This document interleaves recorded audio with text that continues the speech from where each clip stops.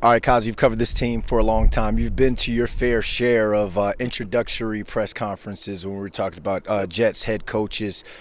Is there something different in the air or the building per se when they introduced Aaron Glenn now as their new head coach? Yeah, look, Brendan, you hear all the same stuff, from these press conferences. But I'll say, he won the press conference. If you want to go there, he answered the questions in a good way. I think the fans will be happy.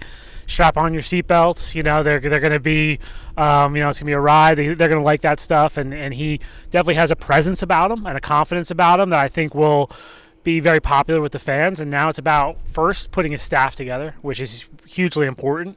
And after that, developing the roster and figuring out what the 2025 Jets are going to look like. When we're talking about the 2025 Jets, obviously the quarterback position is going to be the most talked about thing again this offseason. He kind of mentioned how he had been texting with Aaron Rodgers. I asked our colleague Mark Cannizzaro, what do you think that official meeting and conversation is going to be like when Aaron Glenn reaches out and talks to Aaron Rodgers about his future with this team? Yeah, I'm not sure. I'm not sure if he'll meet him in person or if they'll just talk by phone. I'm not sure what that'll look like. I think they'll try to get it done here probably the next month. When the scouting combine is at the end of February, that's traditionally when roster building really kicks into gear for 2025. That's when teams meet with agents.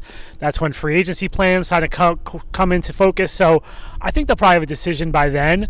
Aaron Rodgers is an interesting guy, so you never know. But I think we'll probably find out here in the next month what's going to happen. Do you think they could go elsewhere outside the building and kind of make a splash in free agency for a quarterback, or have you not heard anything that can kind of inclinate that? Look, I haven't heard anything yet, Brad, to be perfectly honest. These guys just got hired. So I don't think if I could sit here and tell you what I've heard, I'd be lying, right? They've just got hired. So these guys have to sit down and figure out what they want. I'm sure they have some semblance of an idea, but it's probably not a solid plan yet.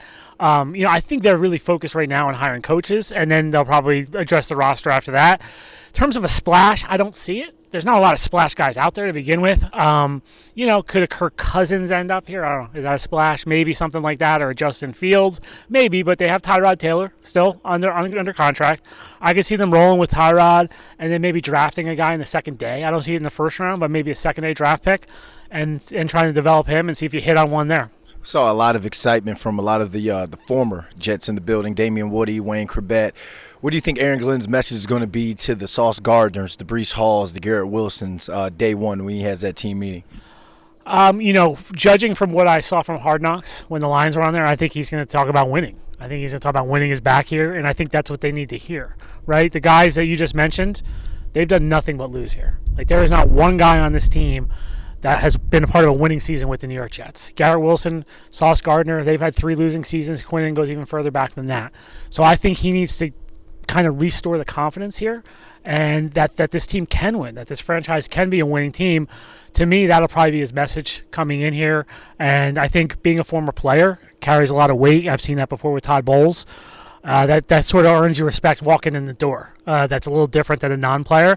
So, I think his message will probably be pretty effective walking in day one.